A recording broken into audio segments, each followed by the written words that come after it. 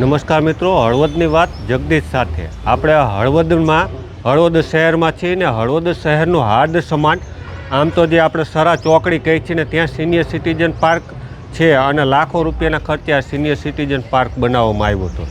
અને હાલની સ્થિતિ શું છે તે પણ જોઈ લે કે આ એક વીજ પોલ છે, એટલે કે સ્ટ્રીટ લાઇટ છે ને સ્ટ્રીટ લાઇટના ખુલ્લા તાર છે. એટલે કે આ સિનિયર સિટીઝન પાર્કમાં સિનિયર સિટીઝન આવે તો આ તાર કદાચ કરંટ આવતો હોય તો શું થાય તે પણ કોમેન્ટમાં જરૂરથી જણાવજો. સાથે જ આ જાહેર શૌચાલય છે, સામે ખાનગી હોસ્પિટલ છે. ખાનગી હોસ્પિટલમાંથી ઘણા બધા એવા દર્દીઓ આવતા હોય કે મિત્રો આવતા હોય, સગા સંબંધી આવતા હોય, તેને પણ આ ઉપયોગ થઈ શકે તેમ છે. કારણ કે અહીંયા જે તાળું મારેલા છે બે અલગ અલગ જગ્યાએ. સાથે જ અહીંયા જે ગાર્ડન છે, ગાર્ડનમાં અહીંયા એક ખાડો છે, ઢીચણ હમાણો ખાડો, એટલે આ સિનિયર સિટીઝન પાર્ક છે. અને અહીંયા આટલો ઘૂંટણ સમો ખાડો છે અને આ ખાડામાં કોઈ પણ વ્યક્તિ આવે તો અકસ્માત થઈ શકે તેમ છે. સાથે જ જ્યારે આ સિનિયર સિટીઝન પાર્ક બનાવવામાં આવ્યો ને તેને હજી લગભગ 3-4 વર્ષ જેટલો જ સમય થયો છે.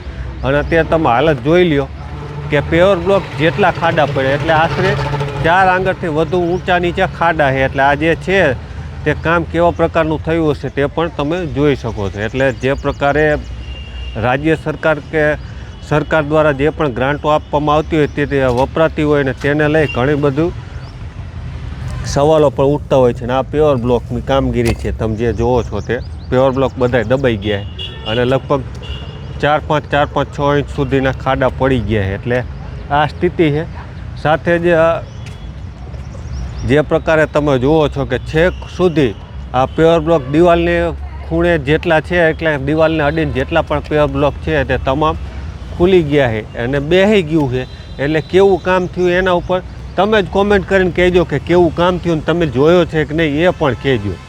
સાથે જ હું તમને આગળ જાહેર શૌચાલય છે તે બતાવું છું કે જાહેર શૌચાલય જે બનાવવામાં આવ્યું છે ખૂબ સારું, કે અહીંયા જરૂરિયાત હતી જ જાહેર શૌચાલયની. પણ જાહેર શૌચાલય બનાવનાર જે પણ કોન્ટ્રાક્ટર હોય તેઓ દ્વારા અહીંયા નુકસાન પણ પહોંચાડ્યું છે, તે પણ હું તમને બતાવીશ. કે આ જે પ્રકારે અહીંયા છત્રી જેવું ફાઉન્ટેન બનાવ્યું હતું તેને અત્યારે આને નુકસાન પહોંચાડ્યું. તમે જે પ્રકારે માટી જુઓ છો, એટલે ક્યાંક ને ક્યાંક અહીંયા શોષ કૂવો બનાવેલો અને શોષ કૂવાની માટી છે. પણ અહીંયા જે બગીચો છે તે બગીચાનું સત્યનાશ વાળી દીધો છે. એટલે જે પ્રકારે સિનિયર સિટીઝન પાર્ક બનાવવામાં આવ્યો હતો અને લોક ઉપયોગી થાય તે માટે બનાવવામાં આવ્યો હતો, પરંતુ કેટલો લોક ઉપયોગી થાય છે તે તમને બધાને ખબર જ છે.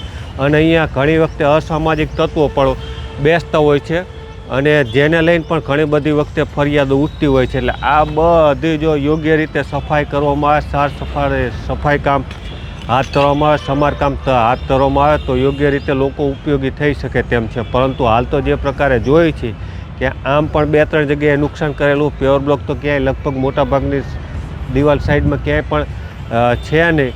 અને જે અહીંયા જાહેર શૌચાલય બનાવવામાં આવ્યું છે તેને પણ અહીંયા માટી નાખવામાં આવી છે અને બગીચામાં નુકસાન કરવામાં આવ્યું છે. એટલે તમે આ સિનિયર સિટીઝન પાર્કને કેવી રીતે જુઓ છો, બનાવ્યો તે તમને ખબર છે કે કેમ, આમાં શું અત્યારે જરૂરિયાત ઘટે છે, આમાં કેટલા લોકો ઉપયોગ કર્યો છે. એટલે કે અહીંયા જે આવ્યા હોય અને જેને બગીચાને અંદર આનંદ લીધો હોય, હિંચકાનો કે લપસિયાનો કે એનો લીધો છે કે કેમ, આ બધું કોમેન્ટમાં જણાવશો અને હળવદ કેવું છે તે પણ કહેજો તમે. આભાર મિત્રો.